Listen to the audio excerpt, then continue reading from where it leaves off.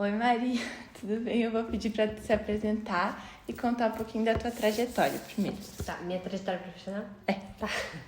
Então, eu sou a Maria Vitória Santindama, tenho 21 anos. Eu sou prof já oficialmente há 3 anos, mas extraoficialmente desde que eu tinha uns 12, 13 anos. Eu já meio que tô nessa área, assim.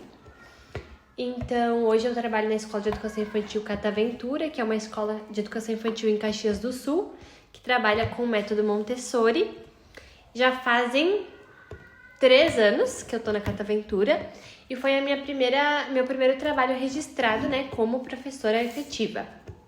Eu comecei como auxiliar de apoio docente e depois me tornei professora. Antes disso, eu fui estagiária do Ministério Público na Vara da Infância e da Juventude. E essas foram as minhas experiências profissionais, a minha trajetória. Então tá, eu queria te pedir por que tu escolheu essa profissão, se alguém te inspirou, basicamente isso. Então, desde que eu me conheço por gente, eu sempre quis ser prof. A minha mãe é prof, mas ela brinca que antes mesmo de eu saber o que ela fazia da vida, o que ela exercia, eu já falava que eu queria ser prof. Então, sempre foi uma coisa que eu gostei muito. Aquela coisa de brincar de bonecas, né? De querer sempre ensinar, de querer sempre fazer atividades, estar no meio de cadernos e folhas, esse tipo de coisa. Então, foi uma coisa que eu sempre quis. Depois, com o tempo, eu descobri que eu era boa nisso, assim. Então, já na escola, em algumas coisas que eu tinha facilidade, eu acabava auxiliando os meus colegas.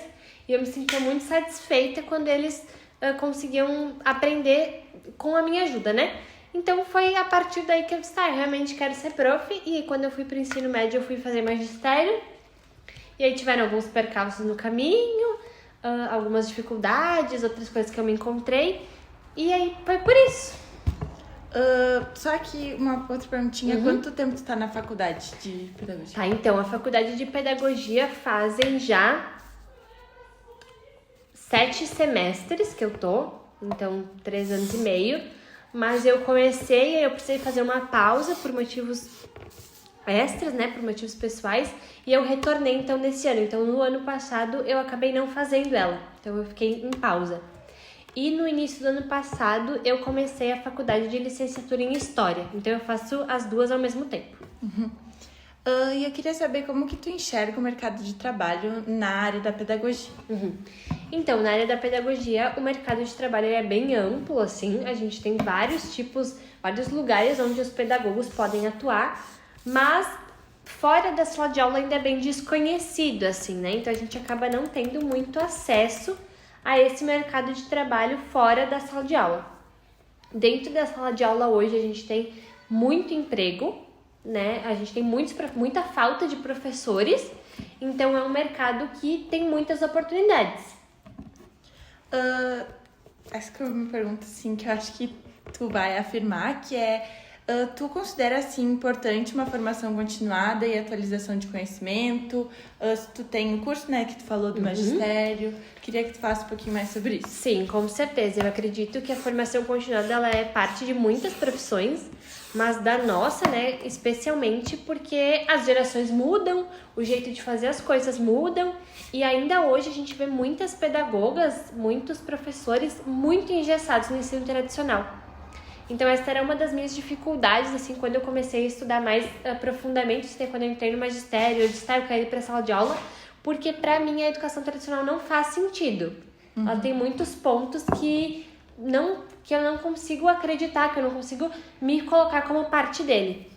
E uma das coisas que me fez enxergar isso foi a formação continuada, foi ter a experiência de outros métodos, de outros estudos. Então eu acredito que sim, a formação continuada é muito importante, até para que a gente possa atender as necessidades de cada público. Porque as necessidades que as crianças tinham em 1990 não é as mesmas que as crianças de hoje têm.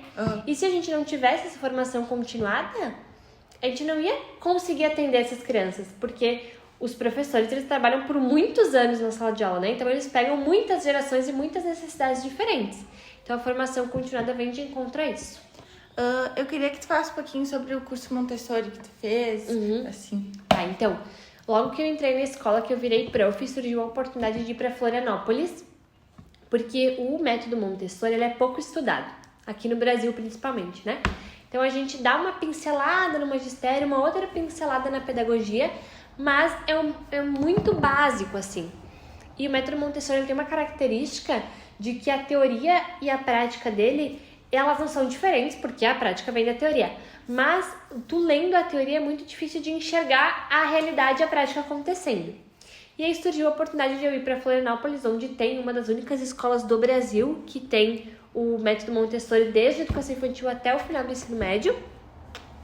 E aí eu fui, fiquei 2 semanas lá, então eu fiquei dentro da escola. Eles estavam de férias, né? Mas enfim. E aí a gente ficou lá estudando. Então a gente tinha aula das 8 da manhã às 6 da tarde. Então era uma imersão, assim.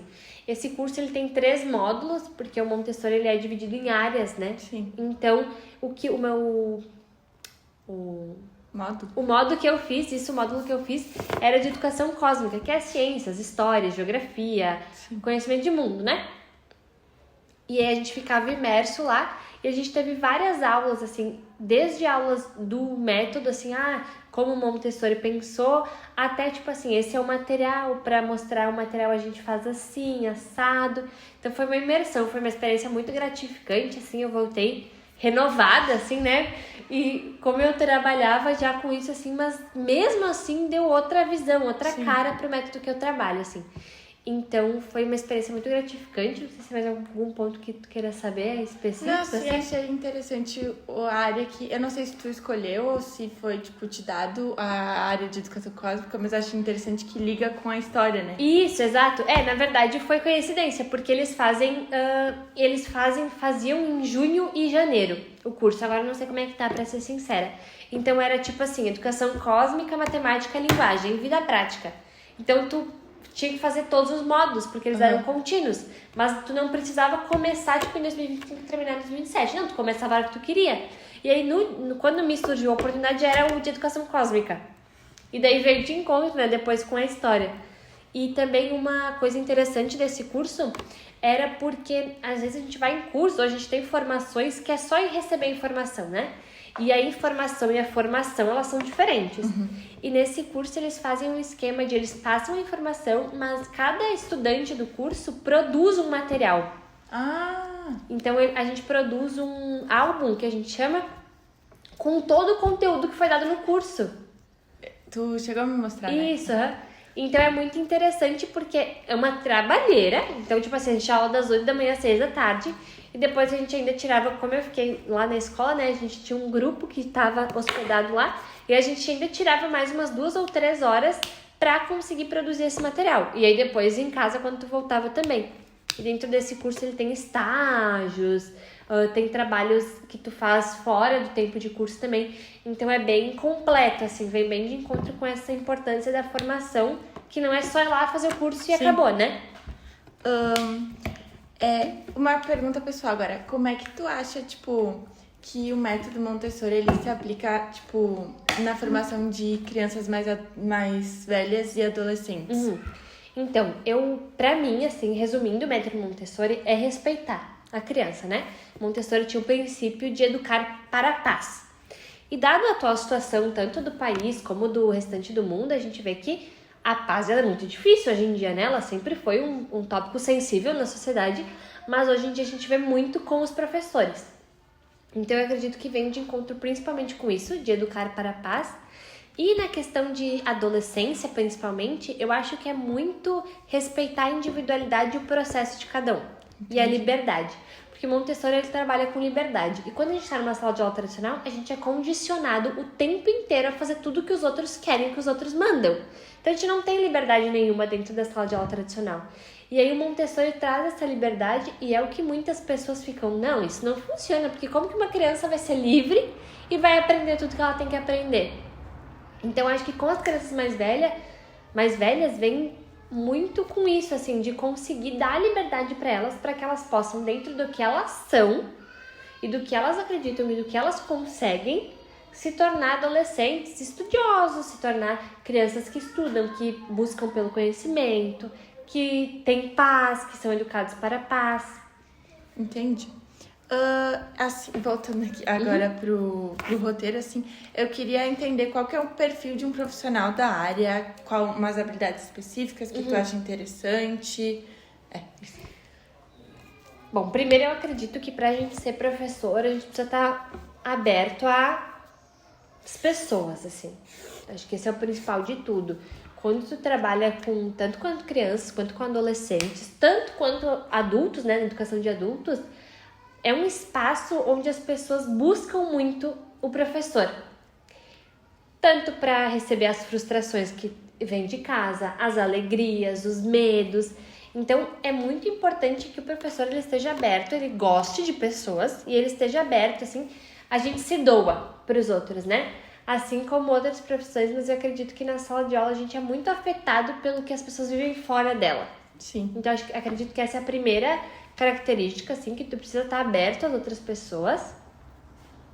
Depois eu acho importante as pessoas serem proativas, as pessoas conseguirem reconhecer a si, reconhecer o outro como indivíduos diferentes, aprender a respeitar, e aí a gente entra num tópico um pouco sensível, assim, porque o respeito, ele é muito visado na nossa sociedade, mas ele é pouco difundido, Sim. ele é pouco conquistado, né? Então eu acredito que o respeito vai muito além do professor estar na sala de aula e só passar a aula dele. Sim. Então eu acredito que a gente precisa respeitar todas as individualidades, conhecer as histórias, gostar de ouvir histórias. Eu acho que é uma característica bem importante, assim, porque as crianças, principalmente, elas adoram falar, né? A Vicky sabe que eles adoram contar da vida deles. E se a gente não gostar de ouvir uma história, né? É impossível. Outra coisa muito importante é tu gostar de estudar, de correr atrás de outras coisas, de informação, de informações sempre. Acredito que a pessoa precisa ser bem resolvida com ela mesma em alguns sentidos, assim, para conseguir trabalhar de forma saudável. Sim. Porque a gente sabe que na pedagogia é uma profissão que adoece muito, né? Que vem adoecendo cada vez mais os profissionais. Não sabia. Então, se a gente olhar estudos, assim, né, do adoecimento da comunidade escolar, assim, os professores são muito afetados. Porque as condições de trabalho muitas vezes são muito precárias, dependendo da área que a gente vai. E é isso, assim, o professor ele tá ali o tempo todo recebendo coisas, né? Na psicologia ela fala disso, né? Que a criança, ela te faz sentir o que ela tá sentindo. Então, se a criança tá com muita raiva, ela vai fazer coisas pra te provocar raiva. Entendo. Então, tu precisa estar muito bem resolvido contigo pra conseguir se manter, né? Precisa buscar tratamento terapêutico, esse tipo de coisa, que não é uma coisa fácil, né? As pessoas muitas vezes lutam muito contra, então... E aí eu acredito que boa vontade resolve tudo, assim, né? Sim. Acho que tu precisa querer. Tu querendo, tu consegue ir atrás, assim. Não sei se eu respondi a pergunta. Sim. Agora, tipo, uma questão regional, assim. Como que é a oportunidade de trabalho aqui em Caxias, região? Então, Caxias tem uma característica de não dar muitas oportunidades para os iniciantes. Então, quando eu tava no magistério... Porque quando tu faz o magistério, ele é um ensino médio técnico, né? Sim. Então, tu faz o ensino médio junto com a formação para professores. E aí, depois, a pedagogia é uma graduação, então tu faz como faculdade. Só que no magistério, tu tem duas opções. Tu pode ser auxiliar de apoio docente, né? Que daí tu faz o curso e é auxiliar.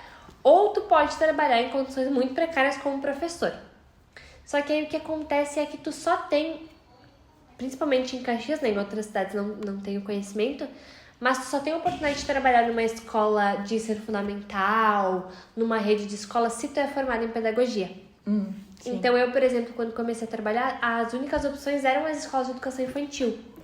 E aí, quando a gente fala de educação infantil, sim, a gente fala de um trabalho muito precário.